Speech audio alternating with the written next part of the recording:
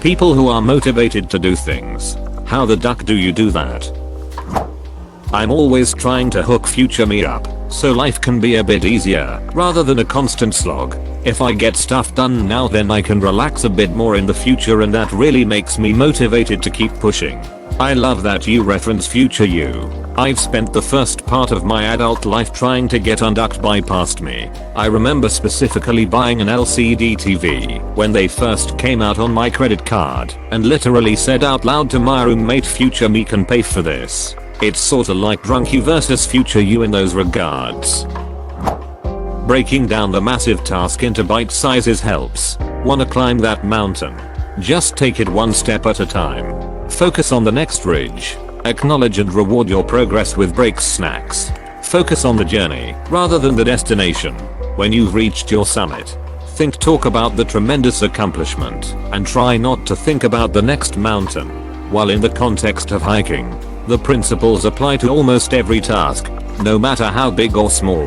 Thank you all for affirming this philosophy and for your thanks, especially to the very kind people who awarded the post gold. You're all awesome, and I wish you all success in all your future ventures. Always start small. It's not about tidying your room.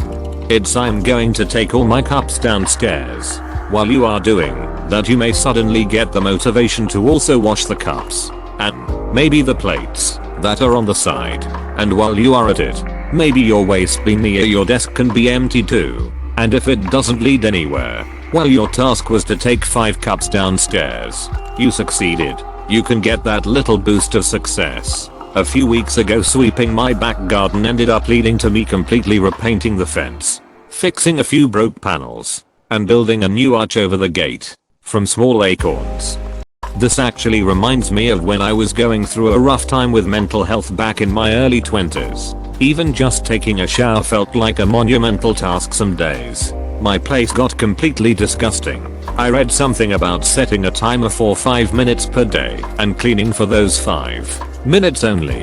At the end of those 5 minutes, if you felt like it, you could do 5 additional minutes but no more. At the beginning, it was exactly in line with your example. Maybe I'd bring 5 cups and 5 plates to my sink and throw a few pieces of trash away. The next day, I would wash those cups and plates and put them on the drying rack. The next day, I would put them back in my cupboard and wipe down the counter. This felt pretty useless and like I wasn't accomplishing anything.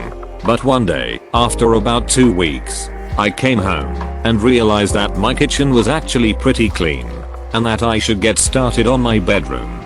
That day was the first time that I cleaned for the additional 5 minutes. I think this process was exceptionally important to getting out of that dark place, because the task of cleaning went from completely overwhelming to not that bad. It's amazing how much the little things can add up over time. I don't wait for motivation anymore. I just do what I need to do. Half the time the I don't feel like doing this feeling goes away within minutes. Yes, motivation is not the answer, self-discipline is. Then how do you get disciplined? Start small. Make it regular.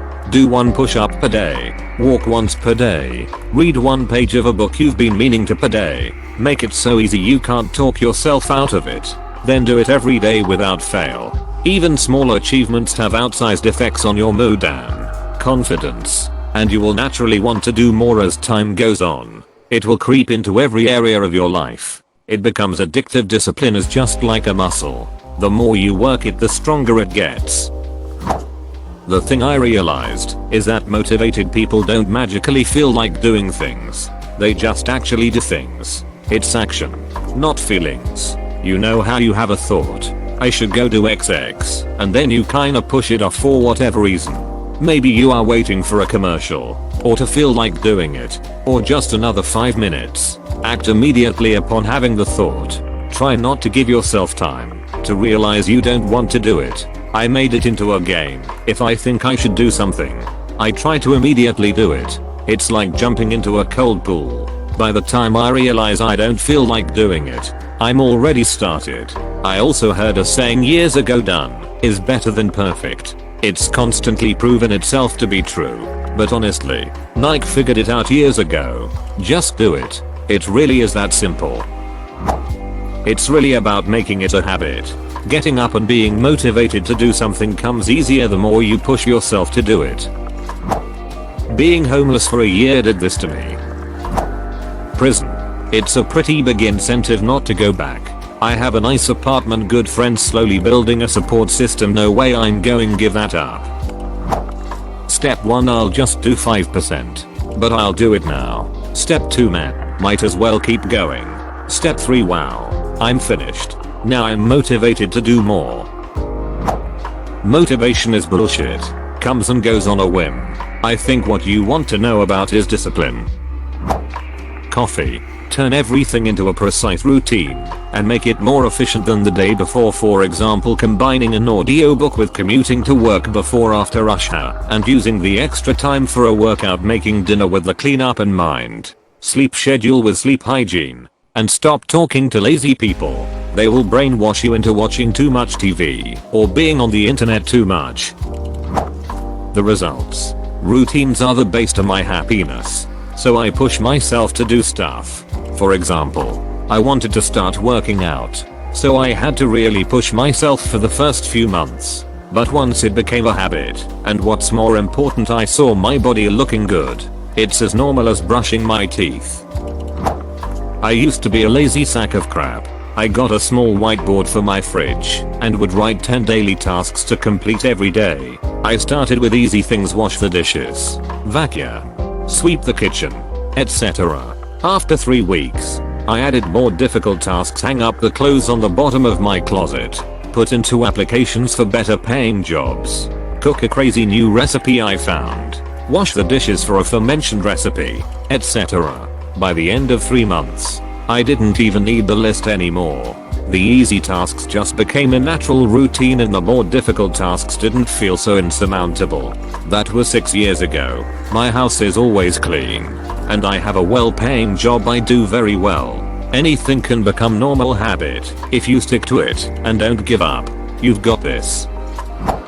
Honestly, concerta, I always had trouble beginning tasks. Once I started them, I could power through but always felt overwhelmed to start. I was an adult and diagnosed with that, and concerta literally changed my life. I'm able to work, clean, take care of kids, stay fit, all because I'm not having trouble starting. Even when I skip a day, I'm able to do it all because good habits have been ingrained. Seriously, if you struggle with motivation, maybe you have a brain like mine and can fix it. I came to say basically the same. Adderall. It doesn't exactly give me energy as much as it gives me the focus to continue any task once I've started it. I still really struggle with the initial physical motivation, but once I'm moving, I'm extremely ambitious mentally and can finish all my tasks. Before, they would have been overwhelming and I would give up halfway through. So often, in fact, that I eventually just never started. I found a medication that works for me, for something I never knew I had until I was 33. The motivation comes from knowing that once I get started, the medication keeps me focused on whatever I set out to do. That is something people really should consider when struggling. Motivation is a false god. You will never want to do things that are hard or unpleasant. Discipline is the true path. You must force yourself to do those things, even though you don't want to. Get a hard-working girlfriend. My girlfriend works from home, is also studying a PhD, and pre-lockdown works for a charity on Saturday mornings. It's a constant reminder to look at myself. Now, I'm not as motivated as her. She's the inspiration, but I have to find ways to motivate myself. I will say something like, okay, I have to watch this statistics lecture. Then I can go on Reddit for 10 minutes. If you can stick to it, it works well. Having a super productive girlfriend makes you feel a bit more accountable to stick to it. Read the book Tiny Habits. Motivation is unreliable. What you should aim for is making the task as easy to start as possible, i.e. put floss in visible sight and easy to reach. If you want to do more flossing, find a logical place in your day to consistently do it after you brush your teeth, and commit to doing the 30-second version of it. Floss one tooth. You are always welcome to do more. Over time, it will be easier to do more. I write out yearly goals, monthly goals, daily goals. The power of habit. Habit stacking. YouTube this. Also, doing something for only 5 or 15 minutes to start. That's how I learned to do dishes. Often. It's not the task, it's the daunting of staring that is awful. If I only had to wash 5 dishes a day, that's what I would do. More often than not, I'd wash 10, 15. But if I was in a bad mood, I'd only do 5. But I still set a goal and completed it, which gives you a lot of psychological momentum. Arthix effect. Also, my goals align with my values. Also, read and watch a lot of YouTube videos. Listen to a lot of audiobooks about the things you're trying to accomplish and about your inspiring interests. If you continually break promises to yourself, you are literally training your brain that your words and promises don't matter. You're training yourself to fail. If you can't keep a promise to yourself, how can you keep a promise to someone else? It's similar to learning to love yourself before being able to love someone else. Edit duck autocorrect. Wild guess no ADHD. It's one of the major misconceptions about ADHD. Because the word hyperactive is in it, people without it automatically assume that just means someone with excess energy, but no ability to focus it. In reality, for me at least, it's not the same for everyone. It's my mind that's hyperactive. Without medication, I'll start something, and within a few minutes my mind moves to something else, and I've completely forgotten about what I had just started doing. The therapist that diagnosed me put it perfectly: my mind is like a TV flipping through the channels, but I don't have the remote.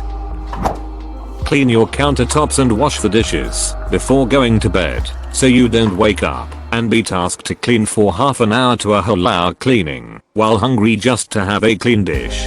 Pots to cook, then eat. Set the coffee pot to start around the time you get up just before bed, so you don't have to be groggy and trudge around the kitchen and wait another 10 minutes. Start your dishwasher laundry washer now. Let the machines work for you while you nap. Designate at least 2 days to clean bigger stuff. If you let it go and collect instead of keep up, you're gonna wind up losing an entire day washing, drying, and putting away load after load after load of clothes until the day is spent. Not to mention the dishes. 2. Just don't let it get so bad you have no underwear, no dish, no silverware clean. Just keep on it before you get to that point. It sucks. I'm lazy as duck. By the way, I do it because I'm too lazy to waste my whole day cleaning. Rather lose just 1 instead of 12. Been there, done that. It's heck. I came up with a helpful way of thinking about it. Motivation is like the push at the top of a hill to get something rolling, but it's not much useful aside from maybe keeping things going once they're started. The concepts of inertia, momentum, and crash and burn are very useful here, because I think what people get wrong is the balance between all of the variables. The less friction there is to slow down the ball, the more it will accelerate. But too much acceleration is unsustainable and will lead to instability and a high probability of crashing and burning. Let's use an example. Say you're wanting to learn a language on the side. If this is the case, start by clearing the path. Clearly identify the path you want your ball to roll. Maybe with learning the language, you do research on the best methods of learning and start with learning the most common words. You choose to watch your TV shows in the language to give more immersion and find someone willing to talk with you who already speaks it. Write out a decent plan, map out the route, and identify the obstacles that get in the way. As far as the analogy goes, this is like walking down the hill and removing sticks and bushes and clearing away the frictions that are going to impede progress. Some friction is necessary though. There are limitations to your ability to do something. No one will be able to avoid the memory limitations of language learning. It is best to make small and consistent steps in a positive direction than to stop altogether or attempt to push through. Motivation is like giving it a kick. It works at first really well, but constantly chasing the ball down the hill and absolutely yeeting it, like spending 10 hours a day for a week drilling a language endlessly, might seem to be giving you the progress you want. But anyone will tell you how unstable that condition is. It will likely lead to crash and burn, and there might not be a ball left to roll after that. So many people will suddenly have motivation to start something and will dive in with a ferocity, neglecting all the other parts of their lives. and then find themselves discouraged completely when they can't do it. Here's the key: commit yourself to 5 minutes a day of whatever it is. Review the language for 5 minutes. Do a 5-minute yoga session. Study for 5 minutes the most important school item. The part that will surprise you is how easily the ball will roll on its own after you kick it. If you can't bring yourself to work on the project directly, start by making your bed or taking out the trash. I can't tell how many ruts I've gotten out of just by getting up and doing anything positive at all, and ended up doing a project for hours as a result. The motivated state is just momentum in action, pulling you forward without effort. Hope that helps. Adderall. Funny you should say this. I'd rather not have ADHD, but Adderall definitely helps motivate. The thing is, it just puts me on a level playing field with everyone else. But if you don't have ADHD, look out, lol. Yeah, I've also got ADHD. And the reason Ritalin works so incredibly well on me is because I spent so much time in after school tutoring learning how to manage my learning disabilities. Long story, but because of my public school pulling shit with my dyslexia accommodations, I couldn't safely get an ADHD diagnosis until my 20s. Stimulants don't teach you how to create and use a calendar. They give you the ability to sit still, focus, and fight through time blindness so you can create and use a calendar. But if you don't know how to create and use a calendar, it's not that helpful. Think about it like trying to get into a cold pool. You just have to jump in. Once you start, motivation comes naturally. I'm not going to die a useless burden.